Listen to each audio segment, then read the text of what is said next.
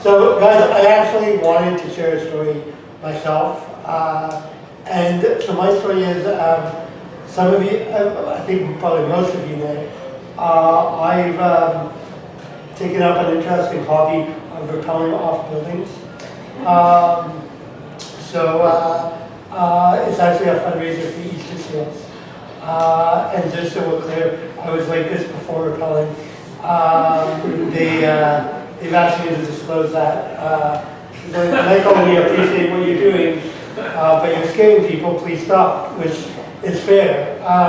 So the way I got into it is back in 2009. It was September 20, 2009 in Montreal. I used to live in Montreal. And so basically I was at a networking conference. And there was a girl there who was helping to organize the Drop Zone Challenge, which is what the event is called, for Easter Seals. And the event was coming up in about 3 weeks. And she's like, you know, we have people in wheelchairs who rappel off buildings. Would you like to rappel? Would you like to participate? And I'm like, you know what? Yes, I will do it. And like I know people say, oh, well, Michael, I can never do it. I'm afraid of heights. Here's an interesting thing. I hate heights. So, well, I used to. Now I've kind of gotten over it because in September I'm actually going to rappel off my 12th building. So after a while, you kind of get used to it. But at the time, I hated heights. Never went on roller coasters. Never went on like bridges. Like I hated heights. But, and here's my thing. I believe that if there's a strong enough reason to do something, fear takes a back seat. So if you have, I know people say the why, if you have a big enough reason to do something, you're going to find a way to do it. So in 3 weeks I raised like $2,200. And I was a little worried that many friends wanted to give money for me to off a building. But I'd like to believe that it was in support. And my favorite actual response was, why are you doing that? Aren't you broken enough? Fair, that's about it. And the interesting part was that we actually had our national, so I was working in financial planning at Investment Group at the time, and we had our national conference. So the conference was ending in the morning, and so basically it happened to be in Montreal, so I went from Palais de Congrès in Montreal to a building where I was going to rappel off a building. And I remember I had a t-shirt made with the Investors Group logo, and my director told our marketing department, so at the time I was doing financial planning for families and parents with the children that had a disability, and how to plan for your finances, which more often than not deteriorated into complaining about the government, because they can be a-holes, as anyone with a disability can attest to. So anyway, we went to, so my director wrote our marketing department, and she said, Michael needs this approved as soon as possible because he's going to rappel off a building. Which I wanted to bet was the best answer, best email marketing ever got. I was at a national conference and I sit down next to our VP marketing and he's like, oh, you're Michael Lifshitz. You keep our guys busy. I'm like, okay, fair enough. I'm a little creative, but that's okay. So anyway, I show up to the building and I go up on the roof and the guys are trying to look how to, and the first year I did this, so I decided I was going to do it by myself, like no wheelchair, nothing. I was going to rappel off the building. So I go up on the roof, they help me walk across, and they're trying to look like how to hook me up and everything. And the guy asked me, like, if my leg is, so I have an artificial leg, and they're like, is your leg secure? And I started laughing, and he's like, no, we're asking because we don't know. I'm not laughing at the question. I'm laughing because I had asked my friend who got me to do this, who, by the way, is still my friend. Like, we actually stayed really good friends, even though she convinced me to rappel off a building. So I'm like, I'm not laughing at the question. I'm laughing because I had asked my friend if I could loosen my leg a bit so that as I'm coming down, it would fall. That would be absolutely hilarious.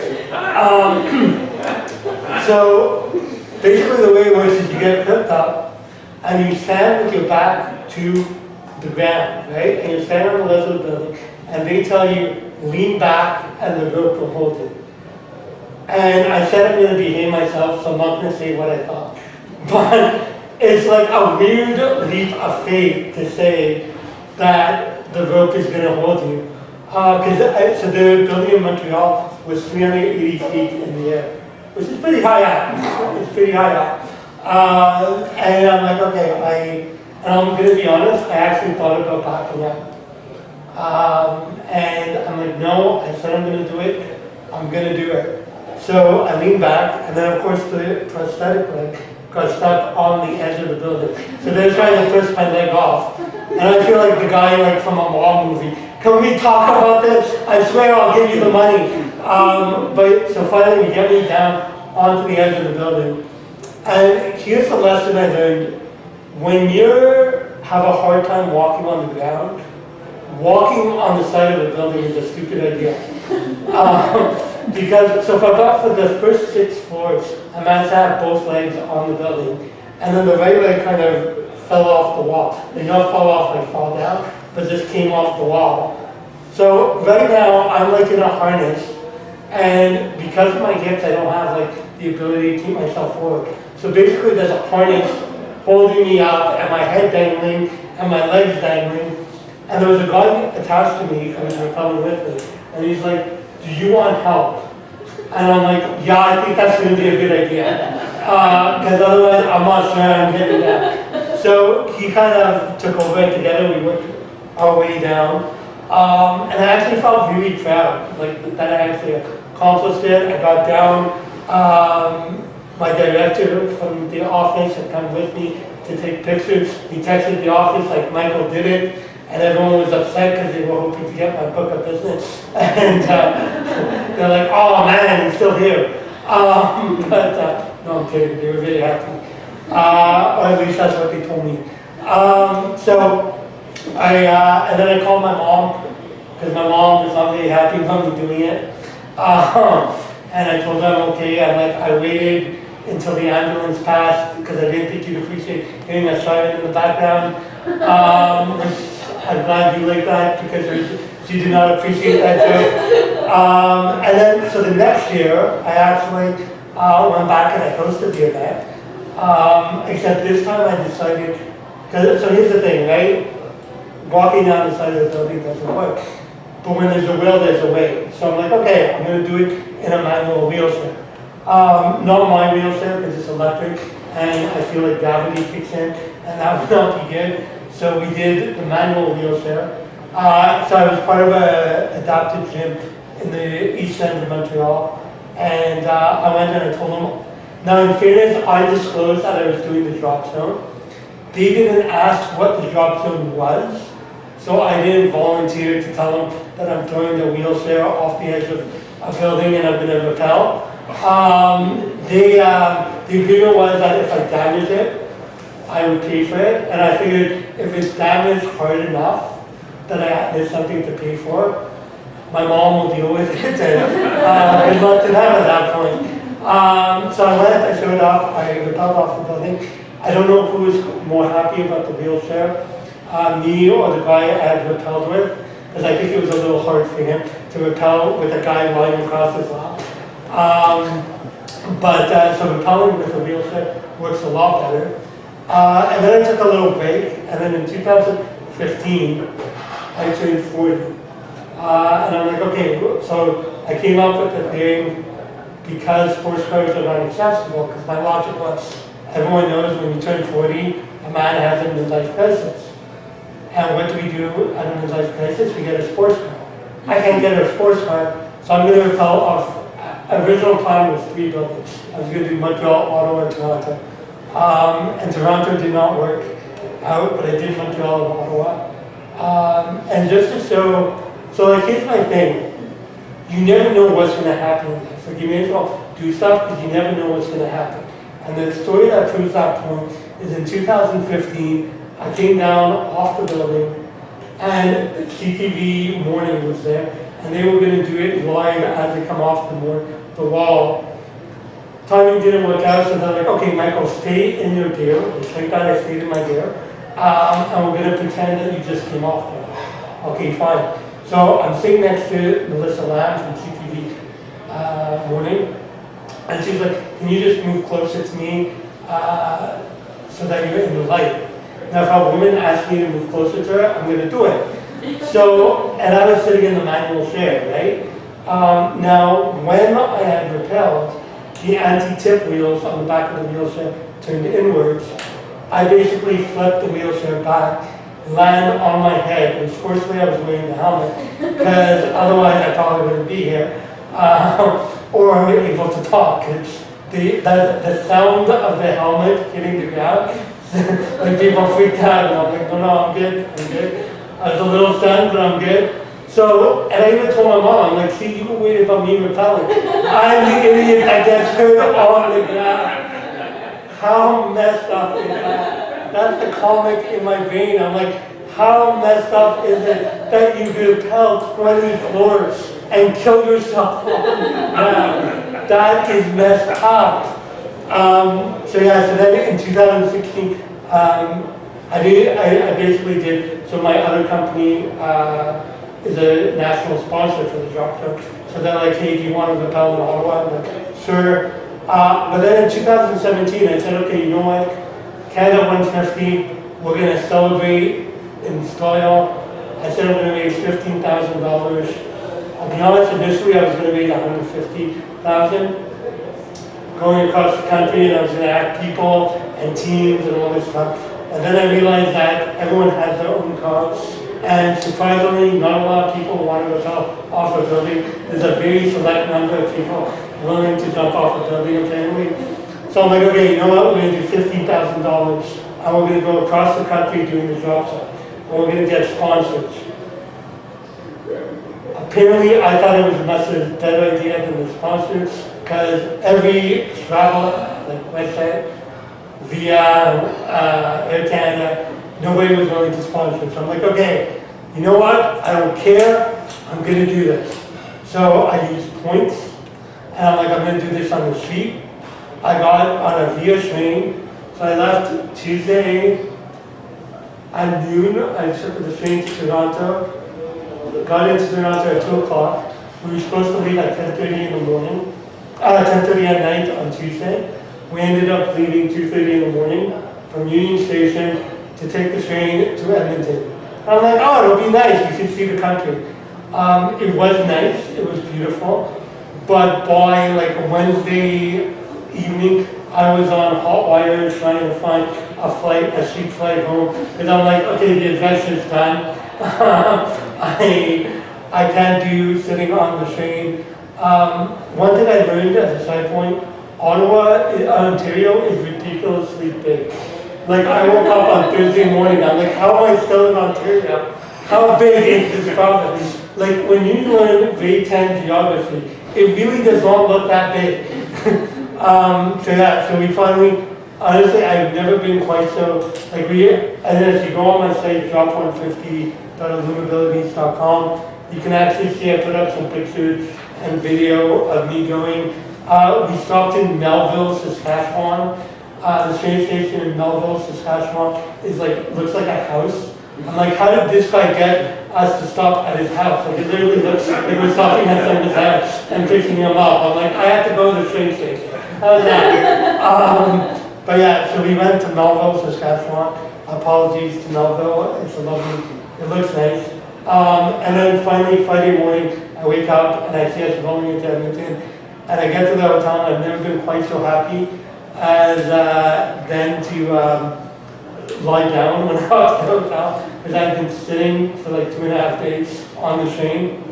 So we get to Edmonton. I was actually the last person to do it in Edmonton because they stopped it after me.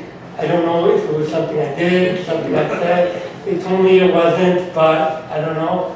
So I ended up doing 5 cities, Edmonton, Vancouver. When I was in Vancouver, I'm like, holy cow, this is a beautiful view, because you can see the mountains and the ocean.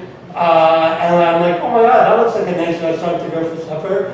And then there's part of me that's thinking, what the heck is wrong with me now? I'm hanging off the side of a building going, that's pretty. But yeah, moral of the story is enjoy the view.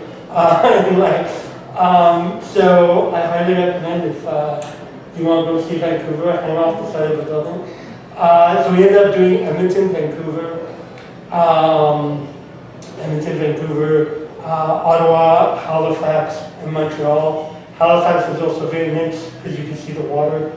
I'm a big nature person, so I like the water and the mountains. And so we ended up doing 5 cities, and we raised, I think, $5,250. And I'm like, okay, well, you know what? And here's my thing. It's not about, it's not about giving up on a goal, you adapt. So I'm like, okay, well, you know what? It took us 150 years to make Canada. So that gives us another 149 years to get to the 15,000.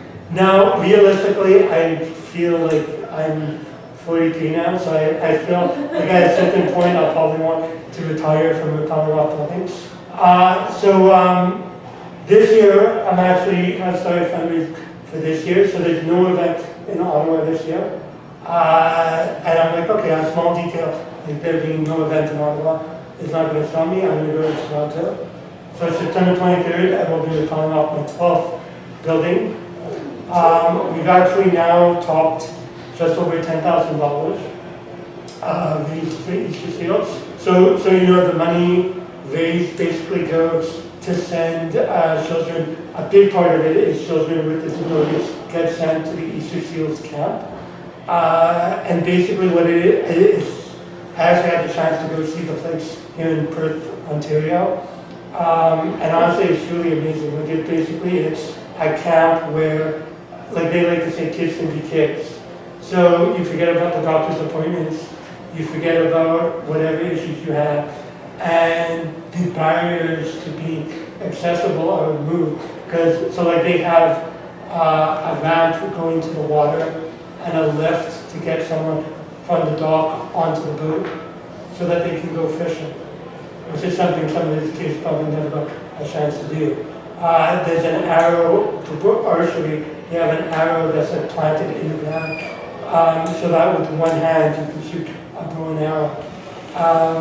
And it's really about giving kids, like honestly, I saw the facility, I'm like, oh my God, can I, like when camp is in, can I come on vacation? Because it's actually really, it's quite nice. So yeah, that's where the money goes. So, like I said, we're over 10,000. So I'm actually doing a little bit of a social experiment, and I'm calling it the Team Initiative. So what the Team Initiative is basically together each accomplishes more. So I'm basically going to try and find 1,000 people to give me $5 each.